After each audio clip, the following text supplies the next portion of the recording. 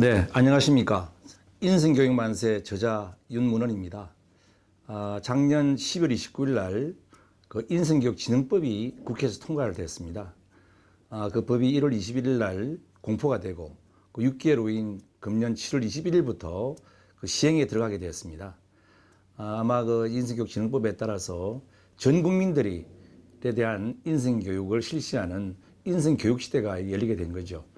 저는 이에 따라서 그 인성교육 만세라는 어떤 교재를 통해서 그 인성교육이 좀 활성화될 수 있도록 하는데 일익을 담당하고자 인성교육 만세라는 책을 저술하게 되었습니다. 먼저 제가 이 인성이란 무엇인가? 인성이란 인간에 대한 어떤 성품을 말하는 겁니다. 그렇기 때문에 인간이 정말 좋은 인성을 가지고 생활을 해야 올바른 인격을 형성하면서 올바른 사람으로 성장할 수 있을 것 같습니다. 인성교육의 필요성이라든지 인성교육을 어떻게 받아야 되는가 하는 것에 대해서는 긴 말씀을 드리지 않고 인성이 바로 서야 인간이 바로 선다는 말로 대신을 하겠습니다. 인성교육 만세라는 책은 총 6장으로 구성되어 있습니다. 맨 먼저 장은 왜 인성인가, 그리고 둘째 장은 인간으로서의 인성, 그 셋째 장은 그 관계로서의 인성, 그리고 넷째 장은 그 인간이 가져야 할 의무로서의 인성입니다. 그리고 다섯 번째는 우리가 꿈을 실현하는데 어떤 인성이 필요한가 하는 데 대한 꿈의 실현을 향한 인성, 이렇게 되어 있습니다. 그리고 이제 우리가 이 사람을 살아가면서 정말 관리를 해야 될 인성이 참 많습니다. 그래서 맨 마지막으로는 관리해야 할 인성, 이렇게 해서 6개의 장으로 나눠져 있습니다. 맨 먼저 이제 제가 소개하고자 하는 것은 왜 인성인가 하는 부분입니다.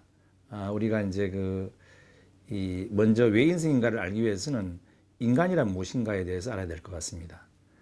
인간은 맨 먼저 동물과 다른 거죠. 여러 가지 동물적인 요소를 가지고 있지만 인간이라는 것은 동물과 가장 다른 점은 이성을 가지고 있다는 겁니다.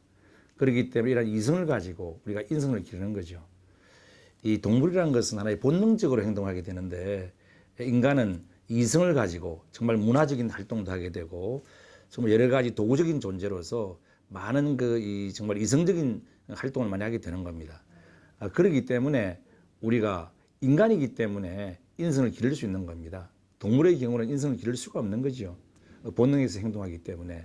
그래서 맨 처음에 우리가 인간이란 무엇인가, 인간이 가지고 있는 특성이라든지 이러한 부분들을 이 책에서는 소개를 하고 있습니다. 두 번째로는 삶과 인성입니다. 우리가 이제 인간이라는 것은 이 여러 가지 살아가는 이 삶에 대한 이 살아가면서 필요한 인성이 있는 겁니다. 우리가 죽으면 그 인성이라는 것이 아무 소용이 없는 거죠. 그렇기 때문에 우리가 그 삶을 영위하면서 이 삶이란 무엇인가, 그리고 그 삶 속에서 우리는 어떤 인성을 길러야 하는 부분들을 삶과 인성이라는 부분에서 소개를 하고 있습니다.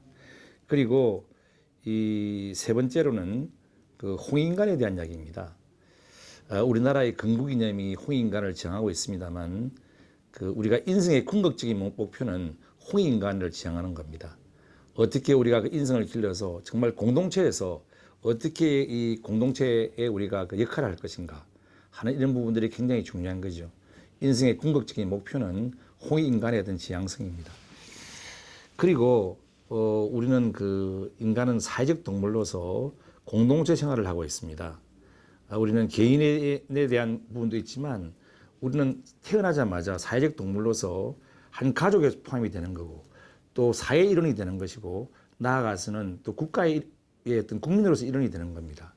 그렇기 때문에 우리가 그와 같은 그 공동체에서 어떠한 인성을 가져야 될 것인지 어떠한 인성을 길러야 될 것인지 하는 부분에 대해서 개인과 공동체의 관계를 여기에서 설명을 하고 있습니다. 이제 좀 구체적으로 넘어가서 인간으로서의 인성에 관해서 말씀을 드리고자 합니다. 인간으로서는 여러 가지 인성을 갖춰야 될 것 같습니다. 자아라든지 자율이라든지 또 양심이라든지 정직이라든지 또 여러 가지 요소가 많이 있습니다. 그러면 맨 먼저 자아에 관해서 말씀을 드리고자 합니다. 이 자아라는 것은 맨 먼저 중요한 것은 소크라테스가 이야기한 바와 같이 너 자신을 아는 겁니다. 자기 자신을 아는 것이 가장 중요한 것이죠.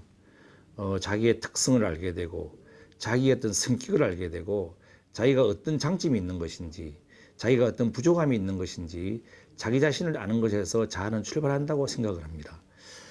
그리고 우리가 현대 사회에 있어서 그 자아 정체성이라는 말을 참 많이 합니다.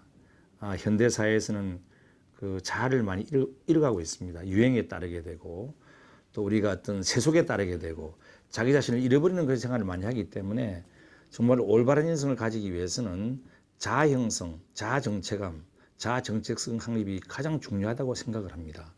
모든 인생의 출발점은 자아를 확립하고 자아를 가지게 되는 여기에서 모든 출발점이 있기 때문에 우리들은 자아, 과연 너 자신을 아는 것, 자기 자신을 아는 것에 대해서 모든 것은 출발한다고 생각을 합니다.